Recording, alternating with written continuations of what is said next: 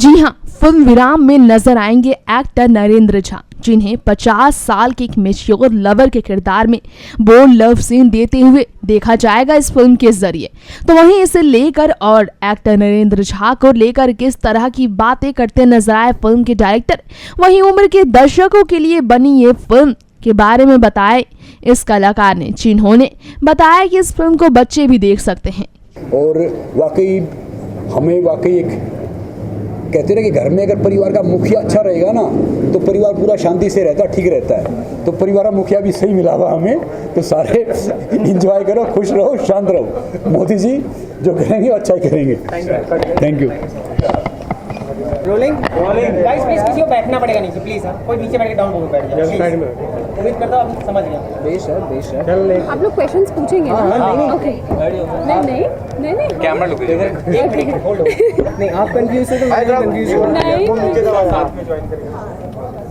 जहाँ तक बात की जाए इस मूवी में आपका कैसा अभिनय रहा, क्या किरदार रहा आपका, क्या कुछ कहना चाहिए? बहुत ही एक्साइटिंग एक्सपीरियंस रहा and very good team and very nice. मतलब आई वाज फीलिंग प्रिविलेज्ड। मैंने Hari sir and Jiya sir and हमारे जो को एक्टर हैं उनके साथ काम किया, नरेंद्र जी के साथ में। It was a very good experience and that's it, very nice experience. कैसा किरदार रहा आपका, क्या रोल रहा? मेरा रोल इसमें सुनीता का है। आई एम प्लेइंग, मैं ज़्यादा नहीं बोल सकती क्योंकि आई जस्ट वांट कि आप लोग जाएं और ये फिल्म देखें on 24th of November, 24th of November.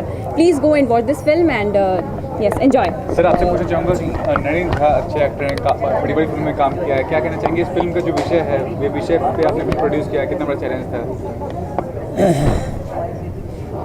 देखो भैया, विषय ऐसा है कि जो हमारे दिल में है ना, जो हमारी भावनाएं हैं, हर व्यक्ति की भावनाएं कुछ ना कुछ होती हैं, ठीक है?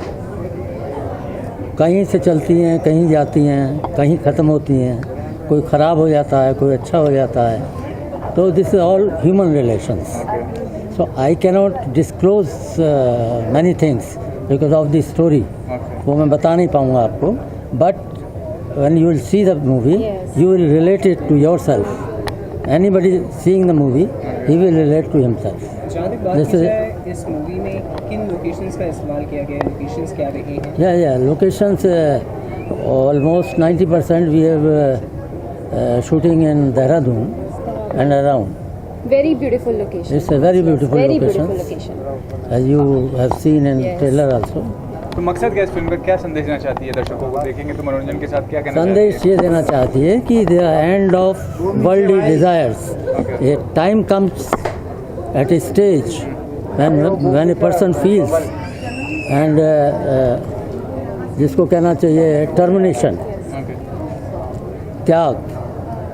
एक अवस्था ऐसी आती है मनुष्य के हृदय की कि जब वो दुनियावी इच्छाओं से दूर हो जाता है, सब कुछ त्यागने लगता है। Okay, so it's a very philosophical picture. चूँकि स्टोरी मैं नहीं आउट कर सकता हूँ, तो मैं बहुत कुछ नहीं बता सकता हूँ आपको इस बारे में। आपसे नरेंद्र झा के बारे में कैसे क्वेश्चन था? It was very nice working with him. बहुत ही सपोर्ट करते थे। Obviously he is a very experienced artist, so बहुत ही मज़ा आया उनके साथ काम करने में। It was very nice experience. Yeah, I'm doing a film with Alok Srivastava के साथ फिल्म कर रही हूँ against Abhimanyu Singh. Recently, I'm going on shoot at Nasik. Thank you so much. Thank you. कब से काम आ रहा है यार कोई? चलो अभी मार लेते हैं। क्या पकड़ो? कभी ये पकड़ो, कभी वो पकड़ो, सब कुछ पकड़ते ही रहो। रोलिंग करो ना, क्या कर रहे हो? करो वाइट ले रोलिंग। कहना चाहूँगा गीत संगीत पक्ष काफ़ी अच्छा है, क्या कहना चाहेंगे, कैसा अनुभव रहा इस फिल्म?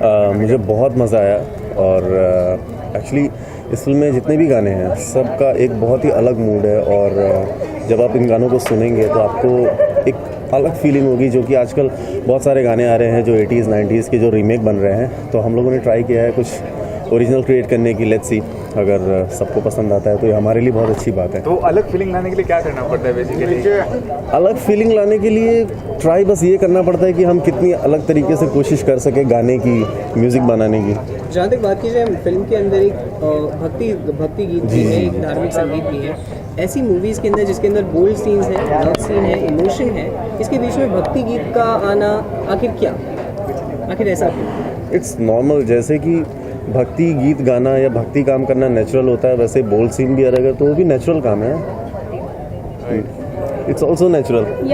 जो भी चीज़ें थोड़ी ना कि अगर film I guess and the film is not bold, I guess it's not bold. मतलब इट्स नॉट ए दोनों, आई गेस दोनों Yeah. है एंड तो आई थिंक चलता है इतना, या ऑफ कोर्स इतना चलता है। नहीं सर, नहीं सर, ओके। इनका घोष क्यों जाता है? नहीं सर, कहने का मतलब काफ़ी अच्छा ट्रेलर था और आप काफ़ी डूबे हुए हैं इस किरदार में। पहले भी आपने काफ़ी बड़े प्रोजेक्ट काम पे ये फिल्म चुनने की वजह क्या थी विराम? क्या होता है, कोई भी कहानी चुनने से पहले मैं देखता हूँ कि कहानी की फ्लो क्या है। नंबर 2 कि मेरा जो किरदार है वो किस तरह से आगे बढ़ रहा है, और मैं किरदार में बेसिकली चैलेंजेस खोजता हूँ, क्योंकि वही जो स्टीरियोटाइप्ड जो कैरेक्टर्स हैं वो शायद अब मुझे उतना आकृष्ट नहीं करते हैं, उतना अट्रैक्ट नहीं करते हैं। तो इसमें देखा कि ये वाकई एक मैच्योर्ड लव स्टोरी, जिसमें एक आदमी अपनी बीवी को पहले ही खो चुका है, किस परिस्थिति में है, कैसे है, क्या है, मैं पूरा डिटेल में नहीं जा सकता, लेकिन इस किरदार की जो टोटल जिम्मेदारी थी, उस जिम्मेदारी को मैंने एक्सेप्ट किया। एक तरह का चैलेंज था, एंड मैंने जिया से कहा कि मैं कर रहा हूँ ये फिल्म।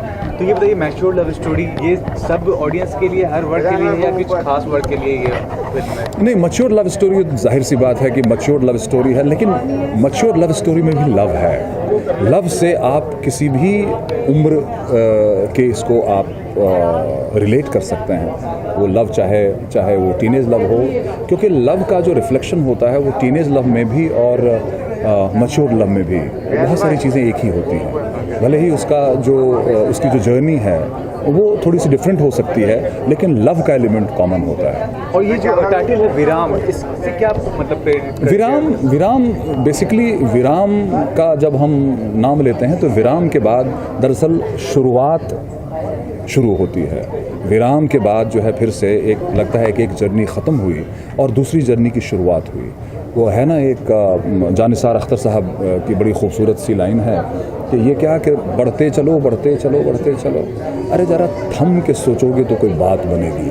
तो वो विराम जो है बेसिकली उसी तरह का एक मैसेज है कि भाई जिस चीज़ में तुम हाय हाय कर रहे हो, जिस चीज़ के लिए, जिस चीज़ को पाने के लिए तुम हाय हाय कर रहे हो, इस हाय हाय का मतलब ये हुआ कि जिसके लिए तुम मरे जा रहे हो, वो उसके लिए ज़रा ठहर करके विचार करो कि जो कर रहे हो ये क्यों कर रहे हो। तो बेसिकली विराम जो है वो बड़ा ही एक संवेदनशील सा विषय है, जिसमें आपको ज़िंदगी के कई सारे मोड़ पर यह आपको फोर्स करेगी कि ज़रा सोचो कि यार क्यों कर रहे हो ये।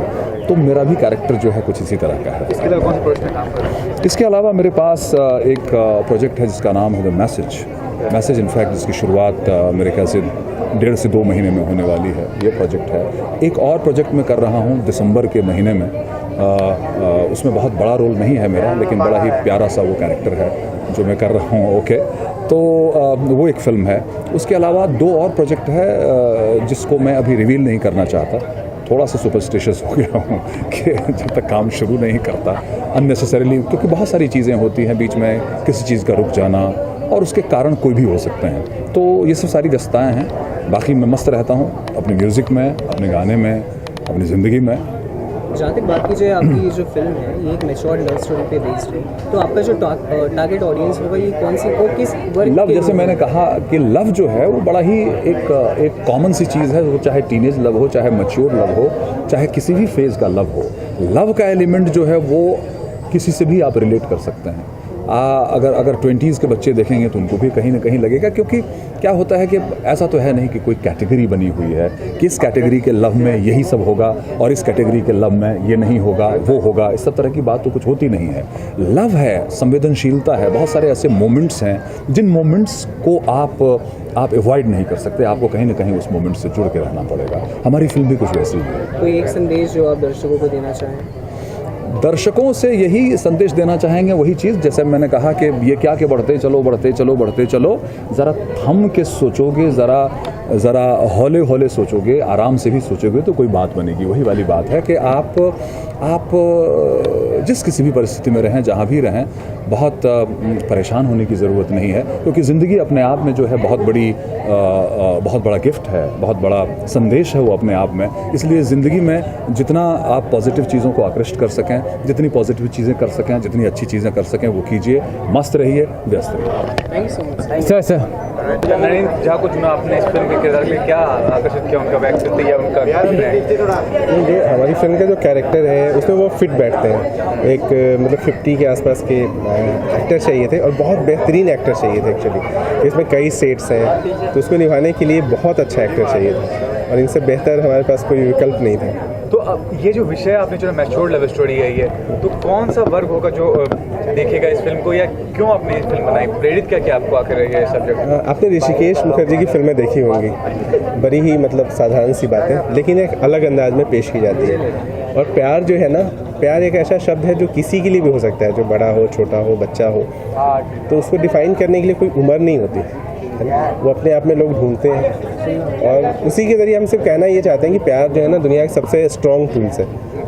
गोली बारूद तो उससे भी ज़्यादा स्ट्रॉन्ग है, उसके ज़रिए है ना किसी को भी बदला जा सकता है। और इस फिल्म के ज़रिए हम यही कहना चाहते हैं कि आप विराम लगाइए अपने गलत सोच पे, गलत चीज़ों पे, दुनिया में जो भी चीज़ें हैं उससे विराम लगाइए और प्यार को आगे बढ़ाइए। अच्छा, जहाँ तक बात की जाए इस फिल्म के अंदर कई सारे रस हमें देखने मिले ट्रेलर के माध्यम से, जैसे प्रेम रस था और साथ में क्रोध रस भी देखने मिला यहाँ पे। तो इतने सारे आपने जॉनर्स इसमें यूज़ किए हैं, लेकिन इन सभी को एक एजेड कैटेगरी के लोगों के साथ लेकर काम करना कितना मुश्किल रहा आपके लिए? नहीं, बहुत ही बेहतरीन मतलब कलाकार मिले हैं हमें, ऊपर वाले की मतलब मेहर है, खुशनसीबी हमारी। नरेंद्र जी बेहतरीन कलाकार है, उर्मिला बहुत ही अच्छी कलाकार है। उसके अलावा जितने भी कलाकार हैं, इवन के एक सीन के लिए भी कुछ कलाकार आए हैं जो कि लोकल ही थे, देहरादून के ही थे, वो भी बहुत ही अच्छे मतलब मिले हमें बहुत तकलीफ नहीं हुई, बहुत आसानी से हमने फिल्म बना ली। नेक्स्ट 9 न्यूज़ की रिपोर्ट।